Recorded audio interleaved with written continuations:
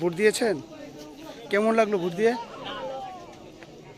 নতুন ভোট দিয়েছেন না পুরানো? ভোট দেওয়া হয়ে গেছে না?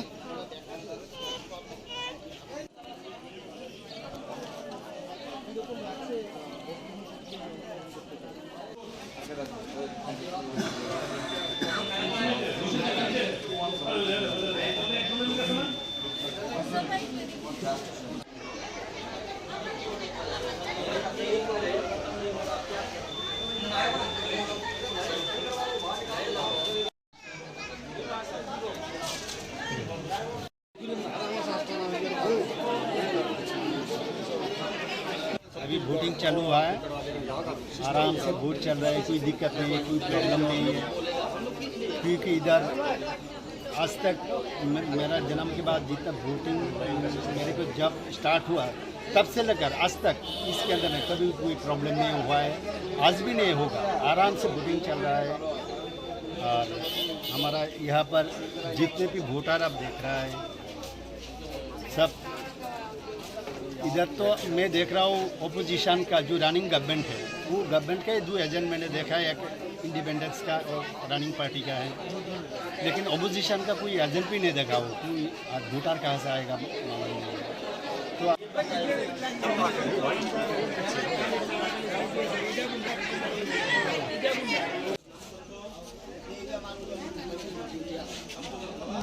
আমাদের চাহিদা থাকবে রাস্তা এবং বিদ্যুৎ নিয়োজন যাতে আমরা সুবিধা পাই, সেটা আমরা চাই।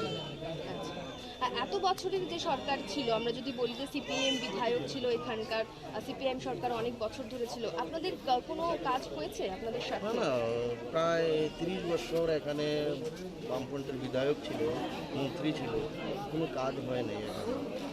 তো আমরা আশা করছি এখন যে আমাদের উপনির্বাচন, যদি আমাদের ভারতীয় জনতা প্রার্থীকে জিতাতে পারি তো আমাদের এলাকার উন্নয়ন এবং ডেভেলপমেন্টের কাজ হবে।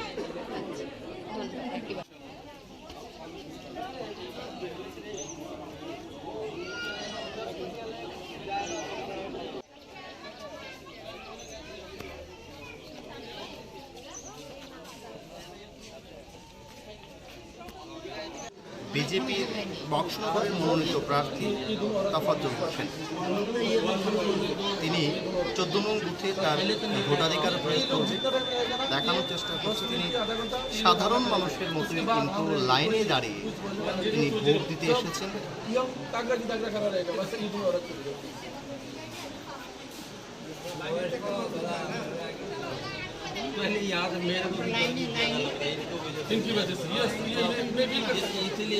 ভোটাধিকার প্রয়োগ করার আগে যে প্রক্রিয়াগুলি রয়েছে সেই প্রক্রিয়াগুলি সম্পূর্ণ করছে বিজেপি প্রার্থী তাফাজ্জল হোসেন এবং এই মুহূর্তে তিনি ভোট দিতে যাচ্ছেন। দেখতেই পাচ্ছেন বক্সনগরের মনোনীত প্রার্থী তাফাজ্জল হোসেন ভোট দিচ্ছেন 14 নম্বর।